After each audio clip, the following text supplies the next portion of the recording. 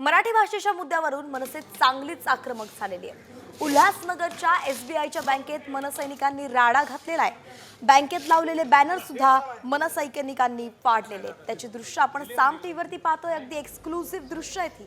दरम्यान मनसे जिल्हाध्यक्ष Bandu देशमुखांनी bank manager मराठीच्या मुद्द्यावरून निवेदन त्यांना दिलेलं आहे आणि गुढीपाडव्याच्या सभेत राज ठाकरेंनी दिलेल्या आदेशानुसार आता प्रत्येक बँकेत जाऊन मनसेचे कार्यकर्ते त्या ठिकाणी मराठी भाषा वापरली जातीये का नाही हे पाहतायत। तिथल्या मॅनेजरला निवेदन देतायत। मराठीचाच वापर बँकेमध्ये झाला पाहिजे असा आग्रह मनसेने घेतलेला आहे।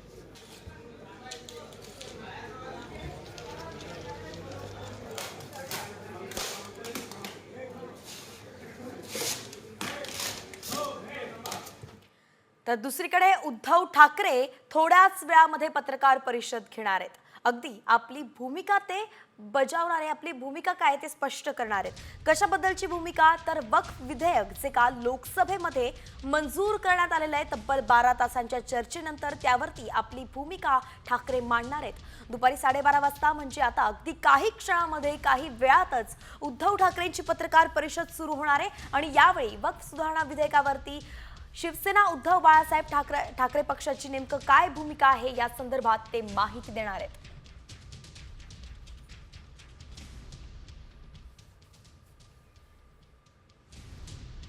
तर वक्फ सुधारणा विधेयकावरून संजय राऊतांनी सरकारवरती गंभीर आरोप केलेत। वक्फच्या जमिनीवरती सरकारचा डोळा आहे आणि मुंबईतील जमिनींचा आधीच सौदा झालेला आहे। त्याला कायदेशीर मान्यता सुद्धा देण्यासाठी घाईत विधेयक पास करण्यात आलं असाच घणाघात थेट खासदार संजय राऊतांनी केलाय। पाहुयात नेमकं ते काय म्हणाले।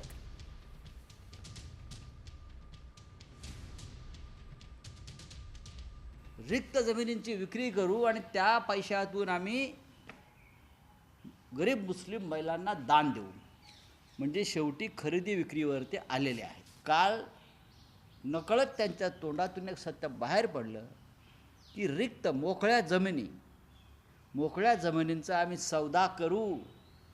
या मोकळ्या जमिनींची किंमत 2 लाख कोटी आहे। आज सुद्धा मी सांगतोय ना, महाराष्ट्रामध्ये मुंबईमधल्या जमिनींचे व्यवहार आधीच झालेले आहेत वक्फ बोर्डाच्या आधीच, आणि त्यासाठी त्या विधेयकाला त्या जमिनींच्या खरेदी विक्रीला कायदेशीर स्वरूप आणण्यासाठी हे विधेयक आणण्यात आलं। हे स्पष्ट आहे। त्याच्यामुळे देवेंद्र फडणवीस यांची भीती मी समजू शकतो। आम्ही त्यांना एक्सपोज करणार आहोत आणि करत आहोत। त्यांची भीती जी आहे ही आम्ही समजू शकतो।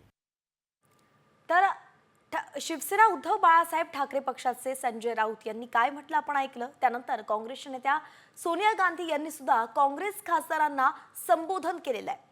काल लोकसभेत मंजूर केलेल्या वक्फ दुरुस्ती विधेयकावरती त्यांनी नाराजी व्यक्त केलेली आहे। हे विधेयक जबरदस्तीने काल मंजूर करण्यात आलं असाच पुनरुच्चार त्यांनी सुद्धा केलेला आहे।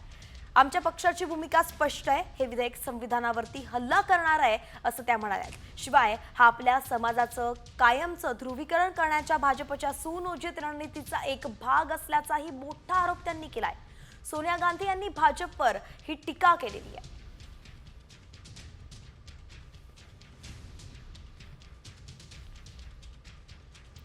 तिसरीकडे वक्फ दुरुस्ती विधेयकावरील चर्चेदरम्यान लोकसभेमध्ये खासदार असदुद्दीन ओवैसी चांगलेच आक्रमक झाले होते। मुस्लिमांचा अपमान करण्याचा विधेयकाचा उद्देश असल्याचं ते म्हणाले आणि लोकसभेत चर्चेदरम्यानच त्यांनी वक्फ दुरुस्ती विधेयकाची प्रत पाडून टाकली।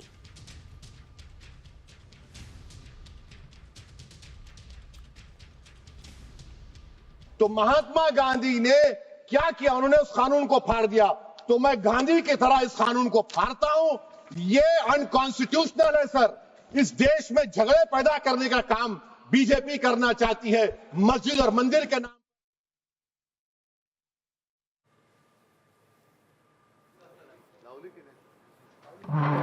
तर ही दृश्य आपण पाहतोय। मुंबईमध्ये सध्या आता शिवसेना उद्धव बाळासाहेब ठाकरे पक्षाची थोड्याच वेळात पत्रकार परिषद सुरू झालेली आहे। या ठिकाणी उद्धव ठाकरे स्वतः आल्याचं आपण पाहतोय।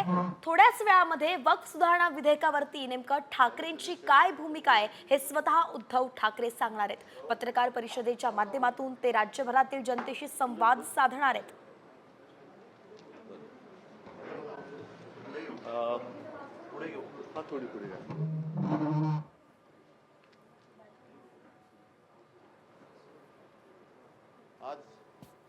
3 एप्रिल आहे.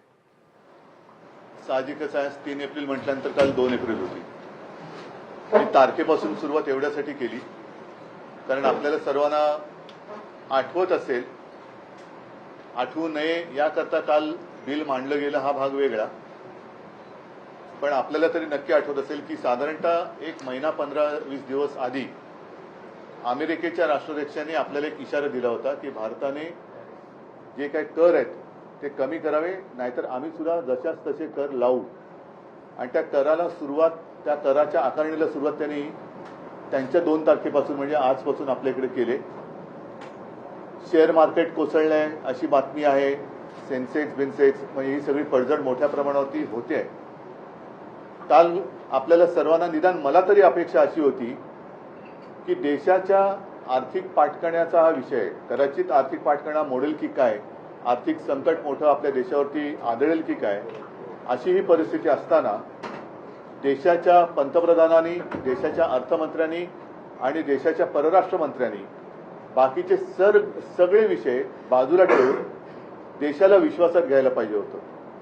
या संकटाचा मुकाबला आपण काय करणार आहोत, आपल्याला काय पावलं उचलण्याची गरज आहे, आपण काय केलं तर त्याचा परिणाम काय होईल, त्याचा दुष्परिणाम काय होईल.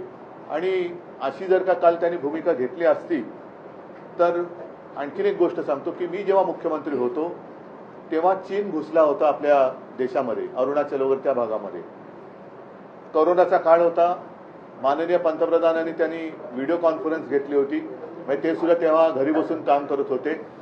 देशातल्या सगळ्या राज्यातल्या मुख्यमंत्र्यांना आणि प्रमुख पक्षाच्या नेत्यांना त्यांनी व्हिडिओ कॉन्फरन्सिंगद्वारे विश्वासात घेतलं होतं. आम्ही सगळ्यांनी एकमुखाने त्यांना सांगितलं होतं की आपण देशाचे पंतप्रधान आहात, आपण देशाच्या हिताचेच निर्णय घ्याल अशी आम्हाला खात्री आणि विश्वास आहे. आपण याबाबत जो काही निर्णय घ्याल त्याला आमचा पाठिंबा असेल. जर त्याच पद्धतीने हे देशासमोर येणारं आर्थिक संकट सगळ्या देशवासियांना त्यांनी सांगितलं असतं आणि सगळ्यांना विश्वासात घेऊन आपण काय पावलं उचलणार आहोत हे सांगितलं असतं तर बरं झालं असतं. आम्ही एकमुखाने एका क्षणाचीही चर्चा न करता त्यांना पाठिंबा दिला असता. दुर्दैवाने तसं झालं नाही. उलट आता असं वाटतंय की त्याच्याकडे दुर्लक्ष व्हावं. आपण काही त्यांच्याकडे काही करू शकत नाही, कारण पाकिस्तानला इशारा देऊ शकतो, चीनला देऊ शकत नाही, अमेरिका तर फार दूर राहिली. आणि मग काय करायचं, असं आहे त्याने ते जे काय करतील ते भोगत बसायचं आणि ते भोगतोय हे आपल्याला कळू द्यायचं नाही, म्हणून मग कुठेतरी वेगळे विषय काढायचे. आता हा एक खरा महत्वाचा मुद्दा. आज तरी मी अपेक्षा करतोय की आज तरी अधिवेशन सुरू आहे लोकसभेत आणि राज्यसभेत, सगळे विषय बाजूला ठेवून या आर्थिक संकटाबद्दल आपल्याला, आता पंतप्रधान मला वाटतं परदेशात गेले, परराष्ट्र मंत्री कुठे आहेत काही कल्पना नाही, अर्थमंत्र्यांनी तरी एक आवाहन केलं पाहिजे, बाकी गृहमंत्र्यांचा तर काय आनंदच आहे, पण त्यांनी देशाला शासकीय भाषेत अवगत केले पाहिजे. पण तशी अपेक्षा करणं यांच्याकडनं हे खूप मला असं वाटतं चुकीचं ठरेल. पण त्यांनी हे खरं करणं आज गरजेचं आहे. असो, नुकतीच ईद झालेली आहे. त्या ईदच्या वेळेला या सगळ्या लोकांनी ईदच्या मेजवान्या झोडल्यात. ईदच्या मेजवान्या झोडून ठेकर देऊन काल वक्फ बोर्डाचं बिल मांडलेलं आहे. योगायोग असा आहे की किरण रिजिजू यांनी हे बिल मांडलं. आता हे किरण रिजिजू यांनीच एकेकाळी गोमांस खाण्याचं समर्थन केलं होतं, त्यांनीच वक्फ बोर्डाच्या सुधारणेचं बिल मांडलं. हा योगायोग किंवा ठरवून आणलेला योगायोग आहे. नेमकं भारतीय जनता पक्ष करतंय काय तर हेच कोणाला कळत नाहीये. कारण कधीतरी सांगायचं औरंगजेबाची कबर खोदणार, मग त्यांची लोक कुदळ फावडी घेऊन जातात, खाण्याला सुरुवात करतात, मग वरनं आदेश द्यायचा नाही नाही नाही खोदू नका, परत माती टाका, मग परत माती टाकतात. मग मध्येच म्हणायचं मशिदीत घुसून मारणार, लोक मारायला जातात, त्यांना सांगत थांबा थांबा थांबा, ते तुमचे बाकीचे हत्यार बाजूला ठेवा, हे सौगाते मोली घेऊन जा. म्हणजे हे कळतच नाही नेमकं काय चाललेलं आहे. लोकांना लढवायचं, झुंजवायचं आणि आपण आपलं राजकारणाच्या पोळ्या त्याच्यावरती भाजायच्या, हे असे विकृत राजकारण सध्या भारतीय जनता पक्ष करते. मला काल मी साधारणतः मध्ये ही चर्चा बघत होतो. या चर्चेत वक्फ बोर्डातल्या काही सुधारणा आहेत, जरूर त्यातल्या काही चांगल्या आहेत, त्याच्याबद्दल काही वाद नाही. पण आत्तापर्यंतचा अनुभव असा आहे की यांचे दाखवायचे दात आणि खायचे दात हे वेगळे आहेत. गरीब मुसलमानांबद्दल त्यांनी जे बोलले त्याच्याबद्दल मी भाष्य करेनच, परंतु 370 कलम जे कलम काढले गेले काश्मीरमधलं, आम्ही पाठिंबा दिला त्याला. याचं कारण ज्या वेळेला तिथे जी काय अंधाधुंद एक बेबंदशाही चालू होती आणि अनेक हजारो काश्मीरी पंडित हे आपल्या देशात आपली घरं सोडून आपल्या इतर राज्यांमध्ये निर्वासितासारखं फिरत होते, तेव्हा हिंदू हृदय सम्राट शिवसेना प्रमुखांनी त्यांना महाराष्ट्रामध्ये आश्रय दिला. 370 कलम काढल्यानंतर जी एक आशा दाखवली गेली की सगळे काश्मीरी पंडित आपापल्या घरी परत जातील. आता 370 कलम काढून किती दिवस झाले, किती वर्ष झाली, त्या काश्मीरी पंडितांपैकी किती जणांना त्यांच्या जमिनी परत दिल्या गेल्या हे पहिलं त्यांनी सांगण्याची गरज आहे. म्हणजे वक्फ बोर्डाची जमीन जरूर त्याच्याबद्दल तुम्हाला काय निर्णय घ्यायचा तुम्ही घेतलाच आहे काल, पण काश्मीरी पंडितांच्या जागा तुम्ही देणार आहात की नाही परत? का त्यांना अजून त्यांच्या घरामध्ये, त्यांच्या हक्काच्या देशात, त्यांच्या राज्यामध्ये बिनधास्तपणाने जाता येत आहे? त्याचाही खुलासा गृहमंत्र्यांनी केला पाहिजे. त्याचबरोबरीने आपण पाकव्याप्त काश्मीरची जी जमीन आहे त्याच्याबद्दल काही भूमिका घेतलेली नाहीये. चीन तर मी असं ऐकलं की तो जो काय कुठला लेक आहे तो पेंगॉंग का काय काय पेंगॉंग लेक, तिथला जवळपास 40,000 वर्ग किलोमीटरचा भूभाग त्यांनी व्यापलेला आहे. आपण कोणीच त्याच्याबद्दल बोलत नाहीये. ठीक आहे, वक्फ बोर्डाच्या जमिनी तुम्ही त्या ताब्यात घेणार असं दिसतंय, म्हणजेच काय की जमिनीवरती तुमचा डोळा आहे. बरं, कालची सगळ्यांची जर का भाषणं ऐकली तर मला वाटतं देशाच्या इतिहासात पहिल्या प्रथम देशाच्या संसदेत मुस्लिम समाजाचा कळवळा आणणारी भाषणं ही म्हणजे अतिशयोक्ती करायची झाली तर जिनांनाही लाजवेल अशी मुसलमानांची बाजू घेणारी भाषणं ही खुद्द अमित शहापासून त्यांच्या सर्व मित्रपक्षांनी काल केलेली आहे. मग हे बिल नेमकं मुस्लिमांच्या विरोधात आहे का मुस्लिमांच्या बाजूने आहे? जर मुस्लिमांच्या बाजूने असेल तर त्याला विरोध करणारे आम्ही हे हिंदुत्व सोडणारे कसे? कारण मुसलमानांची ज्या पद्धतीने तुम्ही काल बाजू मांडले की गरीब मुसलमान को ये होगा, मुस्लिम महिलाओं को ये करेंगे, अमुक करेंगे, तमुक करेंगे, मग हिंदुत्व आम्ही सोडलं का तुम्ही सोडलं? कारण आमच्यावरती जो काय आरोप करताय की बाळासाहेबांचे विचार, काय आहेत बाळासाहेबांचे विचार? 95 साली जेव्हा या राज्यामध्ये सत्ता आली होती तेव्हा इथेच BKC मध्ये हिंदू हृदय सम्राटांनी त्या मुस्लिम लोकांना मोठा त्यांचा जो काही इस्तेमा म्हणून उत्सव असतो तो करण्याची परवानगी दिली होती. आज तीच जागा या लोकांनी बरोबर व्यापारासाठी बुलेट ट्रेनच्या घशात घातलेली आहे. हे तुमचं हिंदुत्व आहे आणि तुम्ही आम्हाला बाळासाहेबांचे विचार शिकवणार? म्हणजे कालचे सगळे जे काही त्यांची भाषणं होती आणि सगळ्यात मला किरण रिजिजूंचं एक आश्चर्य वाटलं. अरविंद सावंत बोलल्यानंतर ते बोलले बाला साहब के आप ये थे तब हमको ऐसा लगता था. रिजिजू साहेब, मला पण काल वाईट वाटलं की तुमच्या तोंडावर, तुमच्या नाकावर टिचून नव्हे ठणकावून तुमचे मित्रपक्ष जदवीचे ते लल्लन सिंग बोलले, TDPचे त्यांचे कोणते नेते ते बोलले, एका पाठोपाठ एक त्यांची भाषणं झाली की आम्ही मुसलमानांच्या म्हणजे ते बोलले की हिताचं रक्षण करणार, आम्ही त्यांच्यासाठी अमुक करणार, आम्ही आणि हे असहाय्यपणाने म्हणजे असं चीन समोर किंवा अमेरिकेसमोर आपली अवस्था झाली. तसं अमित शहा असतील, पियुष गोयल असतील, रिजिजू असतील, राजनाथ सिंग असतील, हे त्यांच्याकडे बघूही शकत नव्हते, खाली मान घालून लाचारीने हसत होते. म्हणजे काय परिस्थिती आली की त्यांचा आधार घेऊन हे राज्य करतायत. त्यांच्या तोंडावर हे ठणकावून सांगतायत की आम्ही मुसलमानांचं रक्षण करणार, आम्ही अमुक करणार, आम्ही तमुक करणार. मग तुम्ही उठून सांगताय की हे बिल आहे ते मुसलमानांच्या हिताचं आहे. मग नेमकं हे बिल मुसलमानांच्या हिताचं आहे तर मग माझा प्रश्न परत तोच आहे, तर हिंदुत्व आम्ही सोडले का तुम्ही सोडलेलं आहे? कारण आम्ही त्याच्यामध्ये काही सूचना सुचवू इच्छित होतो. जसं काल अरविंद सावंत यांनी भाषण केलं की प्रत्येक जाती धर्माचे ट्रस्ट आहेत, उद्या आमचे देवस्थानाचे मंदिरांचे काही ट्रस्ट आहेत, त्या ट्रस्टवरती जर तुम्ही गैर हिंदू मुद्दामून लादलात तर आम्ही सहन करू का? आम्ही नाही सहन करू शकत. मग तशा या वक्फ बोर्डावरती तुम्ही गैर मुसलमान टाकताय, तुमचा अधिकार आहेच, तो कोणी नाकारत नाहीये. म्हणजे या विषयावरती काल रवीश कुमार यांनी एक अतिशय चांगला व्हिडिओ केलाय आणि त्याच्यात त्यांनी असं म्हटलेलं आहे की चंद्रबाबू पूर्वी कधी मुख्यमंत्री होते तेव्हा नाव करायचे तुम्ही बघा, त्याच्यात त्यांनी उल्लेख केलाय. जर का मी चुकत नसेल तर शामशाबाद येथे साधारणतः 1100 एकर जमीन ही विमानतळाला दिली. आता ती विमानतळाला जागा देताना राज्य वक्फ बोर्डाची परवानगी घेतली होती का, केंद्राची घेतली होती का? नसेल किंवा असेल. थोडक्यात काय की तुम्ही हे बिल न आणता सुद्धा जे तुम्हाला करायचंय ते तुम्ही करत होतातच. म्हणजे एअरपोर्टसाठी जागा तुम्ही घेतलीच, त्याला तो कोणी काही विरोध नाही केला. वक्फ बोर्डाच्या मध्ये जर काही अफरातफर चालली असेल तर जरूर त्याला पायबंद बसला पाहिजे, नक्कीच त्याच्यावरती पारदर्शकता आलीच पाहिजे. पण काही काही गोष्टी ज्या आहेत ज्या उगाच तुम्ही उकरून काढताय, जसं आता सगळं व्यवस्थित चाललंय, तुम्ही आता एवढं सरकार तिसरी टर्म तुमचं सरकार आलेलं आहे आणि देशाच्या विकासाच्या गोष्टी, रोजीरोटीच्या गोष्टी या सगळ्या बाजूला ठेवून अजूनही हिंदू मुसलमान, मग हिंदूंमध्ये मराठी अमराठी, मग मराठी माणसाने खायचं काय, ही तुमची दादागिरी आम्ही नाही सहन करणार, अजिबात करणार नाही.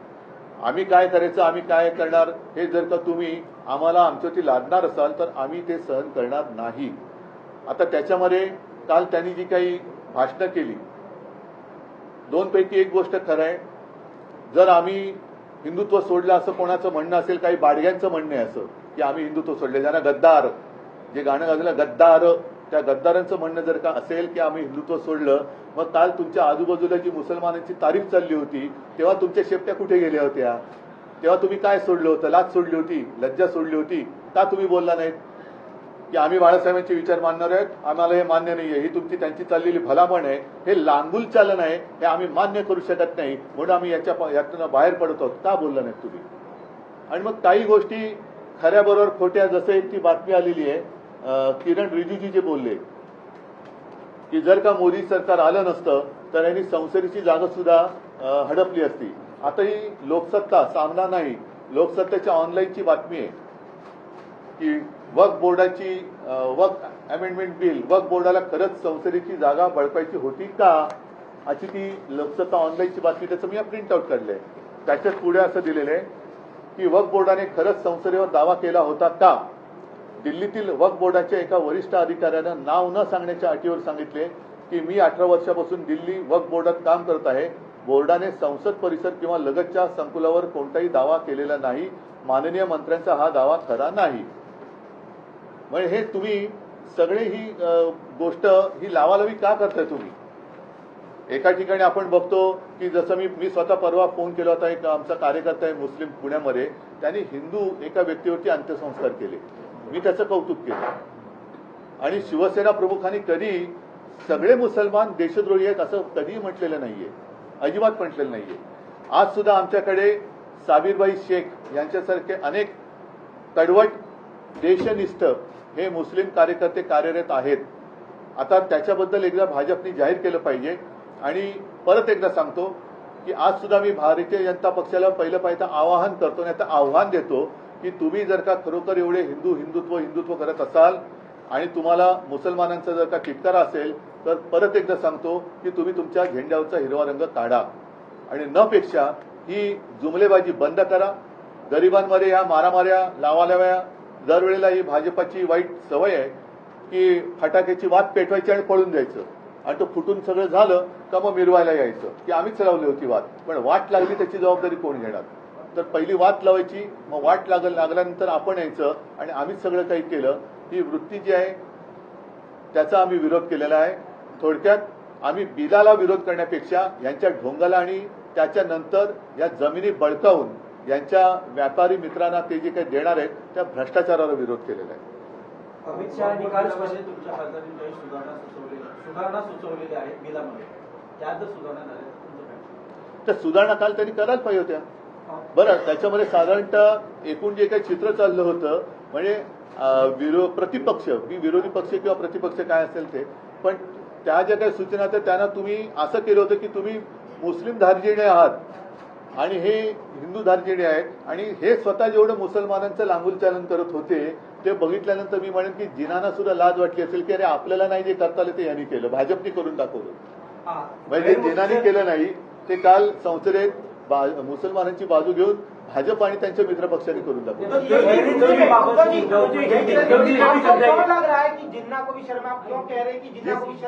जिस तरीके से कल भाजपा के नेतागण या शीर्ष नेता या वरिष्ठ मंत्री, उसमें अमित शाह जी भी थे, किरण रिजिजू, फिर उनके जो नए नए दोस्त है टीडीपी हो या जेडीयू, जिस तरीके से उन्होंने मुस्लिम समुदाय का समर्थन किया, हम नहीं चाहते कि वो विरोध करे, लेकिन अगर आप हमें बार बार कहते हो कि आपने हिंदुत्व छोड़ा, तो कल आपने क्या छोड़ा था?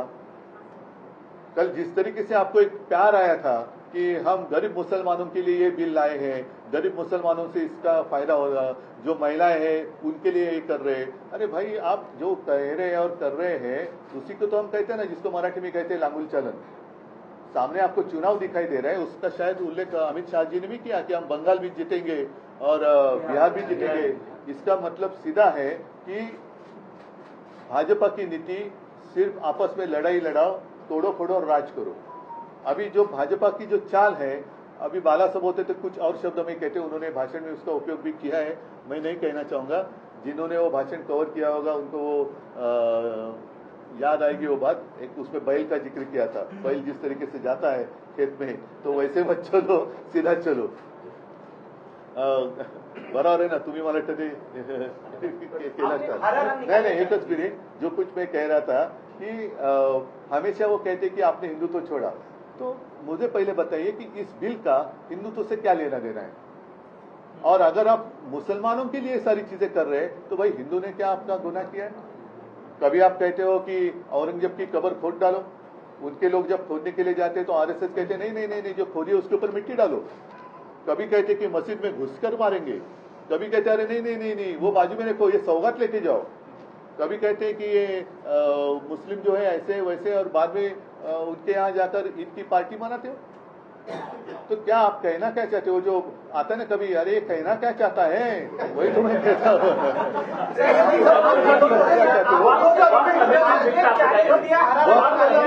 वक्त की जो बात है उसमें कुछ चीजें जरूर अच्छी है ना, मैं नहीं कहता, उसमें पारदर्शिता तो होनी चाहिए।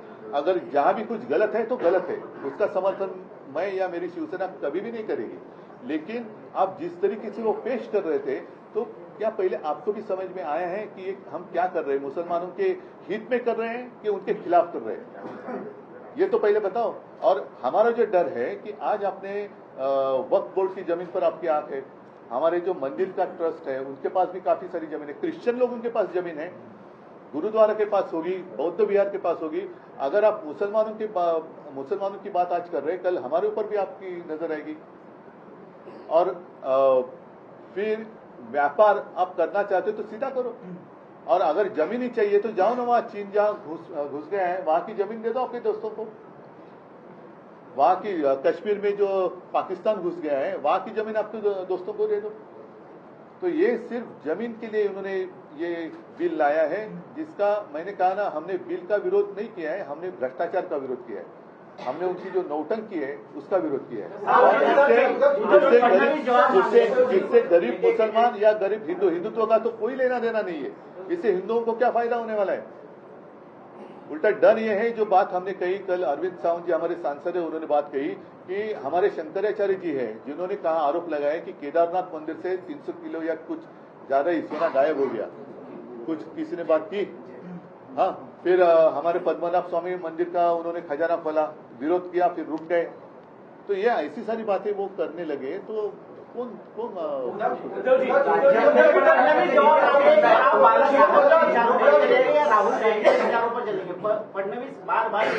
पहले फडणवीस को मैं पूछना चाहता हूं कि आप अटल जी के विचारों पर चलेंगे या नवाज शरीफ के विचारों पर या जिना के विचारों पर चलेंगे? क्योंकि कल जितनी सारी बात हुई है वो जिना से भी बढ़कर हुई है। तो क्या आप जिना की ओर चल रहे हैं? और बाला साहब की विचारधारा, शायद आप छोटे थे, बच्चे थे, तो बाला साहब ने इस्तेमाल के लिए जो जगह दी थी, जो आपकी सरकार ने बुलेट ट्रेन को दे दी। फिर इतना ही नहीं, अगर मैं गलत नहीं कहूं तो उस समय बाला साहब ने कहा था मनोहर जोशी जी को और गोपीनाथ मुंडे जी को कि जितने सारे लोगों के प्रार्थना म्हणजे ज्याला आपण प्रार्थना स्थळ म्हणतो, मतलब मंदिर असेल, दर्गा असेल, काही असेल, जितने लीगल है उनको और FSI दे दो। तो ये बाला साहब ने कहा था।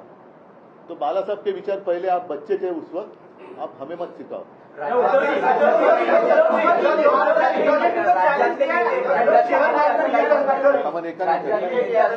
राज्यातले शिंदे गटाचे आणि भाजपचे नेते गद्दार लोक आपले खासदार काही नाराज आहेत, त्यांना समर्थनार्थ जाऊ दे एसनशी।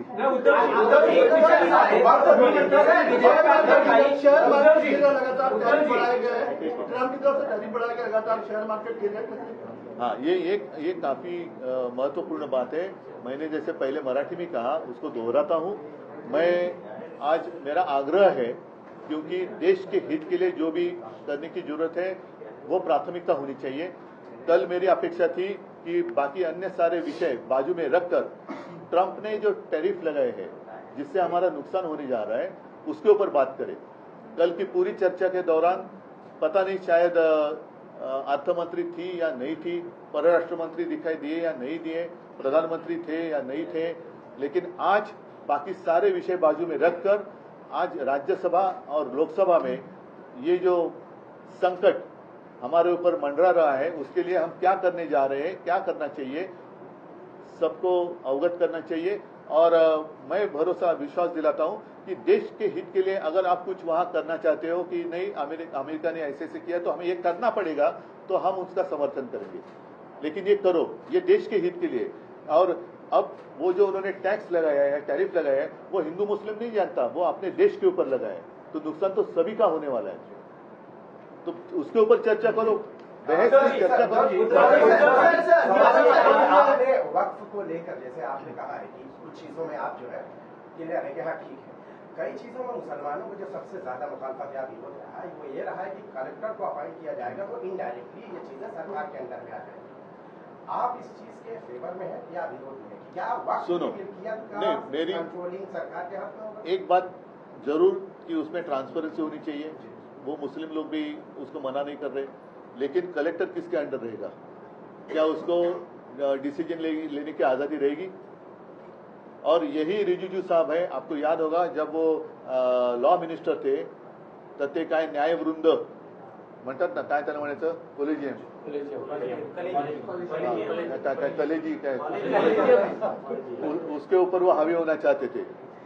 म्हणजे ते जिकडे जातात तिकडे ताबा घ्यायला बघतात, तर हा कलेक्टर बिलेक्टर कोणाच्या अंडर राहील? त्याला तेवढं स्वातंत्र्य असेल की तू तेवढ्या यांनी वाग, तर कोणाची हरकत नाहीये। पण कलेक्टर जर का यांच्या अंडर असेल तर त्याची या लोकांना नाही म्हणण्याची हिंमत असेल का मंत्र्यांना किंवा वरून आलेल्या? हा महत्वाचा मुद्दा आहे।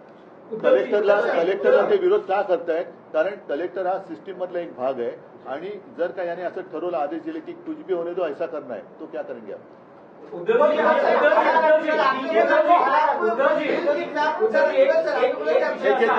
तुम्ही असं म्हणालात की विधेयकात अनेक काही गोष्टी चांगल्याही आहेत, काही गोष्टी सुधारणा तुमच्या खासदारांनी सुचवल्या होत्या, तर आज तुम्ही एनडीए मध्ये नाही आहात, तर तुम्ही इंडिया अलायन्स मध्ये आहात, त्यामुळे नाईलाजास्तव तुम्हाला या विधेयकाला विरोध करावा लागतोय। नाही नाही, असं नाहीये बघा, मी उगाच कोणाचं अंधपणाने समर्थन किंवा विरोध करणाऱ्यातला नाहीये की काँग्रेसचा दबाव आहे, अजिबात नाहीये, भाजपचा दबाव आहे, अजिबात नाहीये।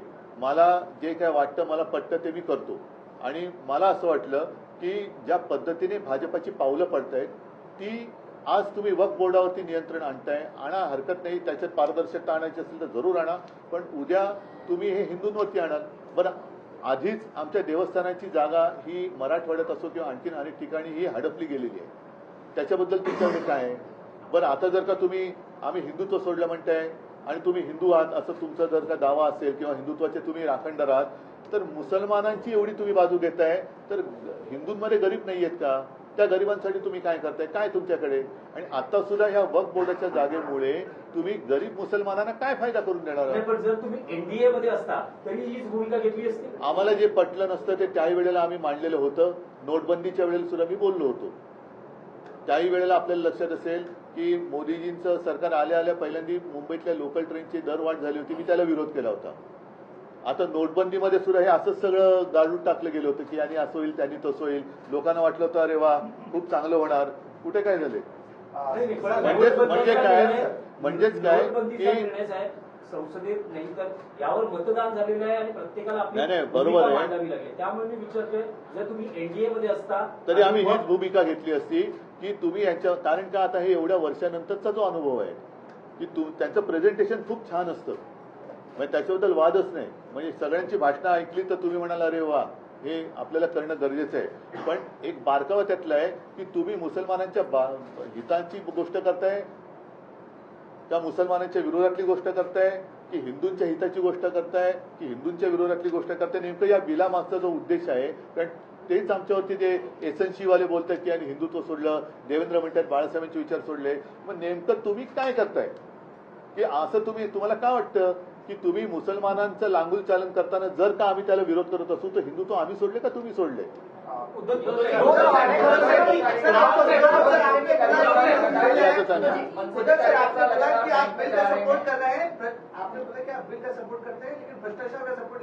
सुनो, नहीं, मैंने क्या कहा, बिल का सपोर्ट नहीं कहा मैंने बिल का ही विरोध नहीं किया मैंने इनका जो ढोंग है, नौटंकी है और भ्रष्टाचार है उसका मैंने विरोध किया है. लेकिन उसमें जरूर कुछ अच्छी चीजें हैं, लेकिन और हमारी या अन्य पक्षों की सूचनाएं ले लेते तो इतने विवाद करने की आवश्यकता ना होती. सबका साथ चाहिए था ना, तो सबका साथ आपने क्यों नहीं लिया? और आपने पहले शब्द से ऐसी शुरुआत किया कि हम हैं आपकी दुश्मनी है. जिस तरीके से उनका एक तौर तरीका था, मतलब एक तरीके से वो मुस्लिम लोगों को पूरा ललचा रहे थे, लेकिन हमको ऐसे कटोरे में इसमें खड़े कर रहे थे. महाराष्ट्रामध्ये विधानसभेमध्ये हिंदुत्वाचंच कार्ड चालताना दिसलं. आगामी पण काळात आता स्थानिक स्वराज्य संस्थेच्या नाही पण आता एवढ्याच निवडणुका होतील असं मला नाही वाटत. पण महापालिका निवडणुकीमध्ये तुमच्या या म्हणजेच काय हिंदुत्ववादी मतदार नाही अजिबात नाही होणार. फायदा होईल की नुकसान होईल? कारण भाजप नेहमी हिंदुत्वाची भूमिका घेऊन आले. पण यावेळेला भाजपने मुसलमानांची बाजू घेतलेली आहे, हेच तर मी सांगतोय. यावेळेला मुसलमानांची बाजू ही भाजपनी घेतली आणि म्हणून जिनांना लाजवेल अशी भाषणं काल भाजप आणि त्यांच्या मित्रपक्षांनी केले. त्याच्यामुळे आता हिंदूंनी जागा व्हायला पाहिजे की अरे आपण यांना निवडून दिलं पण हे मुसलमानांची बाजू घेत आहेत. कधीतरी रामनवमीला राम मंदिर किंवा हिंदू वस्तींमध्ये यांनी काही वाटले का? हनुमान जयंतीला वाटले का? होळीच्या वेळेला काय पुरणपोळ्या वाटल्यात का? मग सौगाते मोदी वाटताय ही कोणाची बाजू आहे? म्हणजे सगळेच ह्यांना बरोबर त्या वेळेपुरते पाहिजेत. आणि काल त्यांच्या तोंडावर ठणकावून मी परत सांगतोय की कोणाची हिंमत नाही झाली. त्यांनी तोंडावर ठणकावून सांगितली जदयू आणि त्या टीडीपी वाल्यांनी की ते मुसलमानांचे तारणहार आहेत, आम्ही त्यांच्या हक्काचं रक्षण करू. कोणाची एकाची हिंमत नाही झाली की असं बोलू नका, हे नाही चालणार, आम्ही हिंदू आहोत. विधेयकाला विरोध केलेला आहे. तुमच्या पक्षाच्या कार्यकर्त्यांना ही भूमिका पटेल का? पटेल का म्हणजे पटलेलीच आहे. याचं कारण असं की आमची भूमिका स्वच्छ आणि स्पष्ट आहे. एक तर पहिली गोष्ट, या बिलाचा हिंदुत्वाशी काडीचा संबंध नाहीये. दुसरी गोष्ट, ज्या पद्धतीने काल परत एकदा सांगतो अमित शहांसह किरण रिजिजूंसह सगळ्यांनी मुसलमानांचं लांगुलचालन केलेलं आहे आणि केवळ हे कसं आम्ही मुसलमानांच्या हिताचं आहे हे मानतो आहोत हे दाखवल्यामुळे आता हिंदूंचे सुद्धा डोळे उघडले की अरे हे आपला सुद्धा वापर करून घेत आहेत. त्याच्यानंतर यांची ती जी वेडीवाकडी चालते, कधी कबर फोडायची, कधी त्याच्यावर माती टाकायची, कधी मशिदीत घुसायची भाषा करायची, तर कधी त्याच मशिदीमध्ये त्याच लोकांना भेटी घेऊन पाठवायचं, कधी इफ्तार पार्ट्यांना जायचं, कधी गोमांस हे करता म्हणून मारायचं, कधी मॉब लिंचिंग करायचं, पुन्हा त्यांच्याचकडे जेवायला जायचं. हे सगळे जे चालले ना यांची धरसोड उडती ही आता हिंदूंना सुद्धा कळलेली आहे. म्हणून आता हिंदू हा जागा झालेला आहे. त्याच्यामुळे तुम्ही जे म्हणता ना की उद्या कुठेही निवडणूक झाली तर भाजपला भारी पडणार.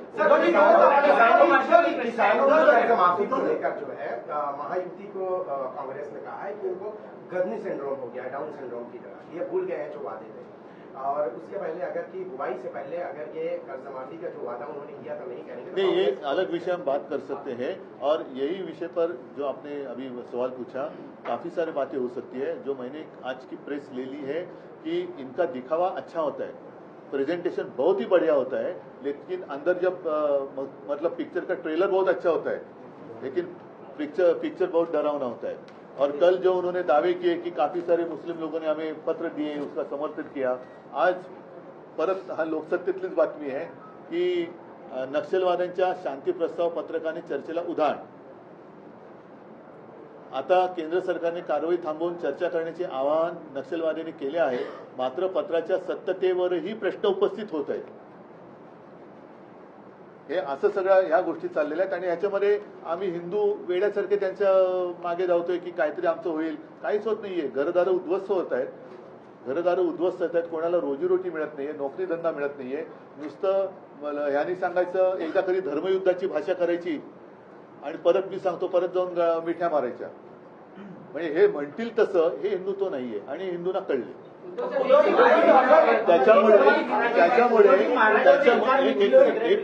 त्याच्यामुळे मी भाजपला खरंच धन्यवाद देईन की कालचं त्यांनी तो जो काय वक्फ बोर्डाचा विषय घेतला त्याच्यामुळे देशातल्या तमाम हिंदूंसह सगळ्यांचे डोळे उघडले की भाजपचं खरं रूप काय हे लोकांच्या समोर आलं. बीजेपी को अपना हरा झंडा निकालना चाहिए. हरा झंडा नहीं, झंडे का अगर वो हिंदुत्ववादी है और हमारे ऊपर जो आरोप लगाते हैं कि आपने हिंदुत्व को छोड़ा, तो आपको अगर इतनी नफरत है तो आप हरा कलर निकालो ना. महाराष्ट्र सरकार ने एक आदेश निकाला है जिसमें कहा गया है कि कोई भी फाइल हो वो अजीत पवार से लेकर एकनाथ शिंदे की तरफ से ऊपर सीएम तक जाएगी. क्या इस सरकार को खुद ही के एलाइज पर विश्वास नहीं है, जहां पर एक ये इस तरह का जो माहौल है जो ये रही अपनी यहाँ की बात. लेकिन मैं और एक बार बात दोहराऊंगा कि कल जिस तरीके से उन्होंने उनकी जो अलायंस की पार्टी है आरजेडी या जेडीयू और टीडीपी, और जिस तरीके से उन्होंने सीना तान कर कहा कि वो मुसलमान की हित की रक्षा करेंगे, कोई एक की भी हिम्मत नहीं हुई, ना अमित शाह की हुई, ना राजनाथ जी की हुई कि उन्होंने कहा था कि ऐसे नहीं कहना चाहिए, हम ये हिंदुत्व के खिलाफ है, चुप बैठो. नहीं कह सके क्योंकि वो लाचार है. उनकी जरूरत, उनकी सहायता लेके वो सरकार चला रहे. वो क्या हमें हिंदुत्व सिखाएंगे. आता हा एकच मुद्दा आहे. हा 1914 आपला 2014 ज्या वेळेला आम्ही हिंदूच होतो आणि युती भाजपने तोडली होती, आम्ही नव्हती युती तोडली, आणि तेव्हा स्वतंत्र भाजपाचा हा स्वतंत्र फेकूनामा होता, नाही काय जाहीरनामा होता, त्याचं हे कव्हर आहे, त्याच्यामध्ये हे वाक्य आहे. ह्या वाक्याचा अर्थ कोणीतरी मला माहिती आहे, आता तुम्ही हास्य जत्रा बघत असेल तर ते आहे ना सुमारे याच कोई मुझको मुझे कान में आकर ऐसा करके बता. तर या शब्दाचं हे मुस्लिम धार्जिणे हिंदू धार्जिणे कोणाचे आहे. त्यांनी सामाजिक न्याय या सदरात म्हटलेलं आहे की वक्फ बोर्डाच्या जमिनींवर घुसखोरी करणाऱ्यांवर कारवाई करून या जमिनी परत करणार. ज्या प्रकरणात न्यायालयाने बोर्डाच्या बाजूने निर्णय दिले आहेत त्याची काटेकोरपणे अंमलबजावणी करणार. आता त्या भारतीय जनता पक्षाचा जाहीरनामा आहे. फडणवीसांना विचारा, हे कोणाच्या पावलावर पाऊल टाकून तुम्ही वचन दिलं होतं, जिनाच्या की अटलजींच्या.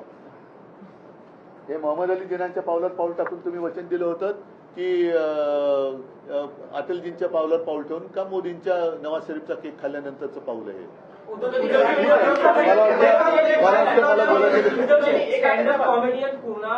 आता तो त्याच्यानंतर वेगळं बोलू, हा विषय महत्वाचा आहे. परत एकदा सांगतो की कालच्या वक्फ बोर्डाच्या चर्चेवरनं भाजपचं खरं रूप हे देशातल्या जनतेला कळलेलं आहे. त्याच्यामुळे आता हिंदू सुद्धा, त्या हिंदूंचे पण डोळे उघडलेत. मुसलमान, ख्रिश्चन, शीख, कारण काल त्या कोण कौर आपले नाही बादल नाही अकालीदळच्या नाही त्या महिला आपल्या हरदीप सिंग कौर, त्यांनी अप्रतिम भाषण केलेलं आहे. त्यांनी पण अप्रतिम भाषण केलंय आणि सगळ्यांच्या मनात आता ही भीती आहे की आज हे पहिलं पाऊल यांनी मुस्लिम ट्रस्टवरती टाकले, उद्या जैनांच्या टाकू शकतील, ख्रिश्चनांच्या टाकतील, कारण त्यांच्याकडे पण संपत्ती आहे, शीख लोकांच्या टाकतील, अगदी बौद्धांचे येईल, हिंदूंच्या तर आहेच आहे. तर हे आत्ताच सगळ्यांनी जागा होण्याची गरज आहे. सगळ्यांना धन्यवाद. जय हिंद, जय महाराष्ट्र.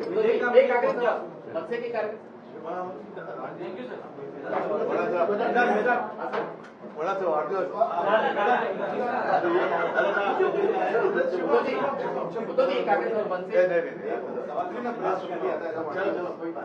अरे हे ना सगळेच असे ना. आता तुम्हाला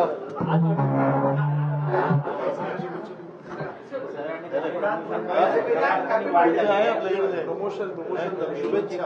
अरे आता मोठा होत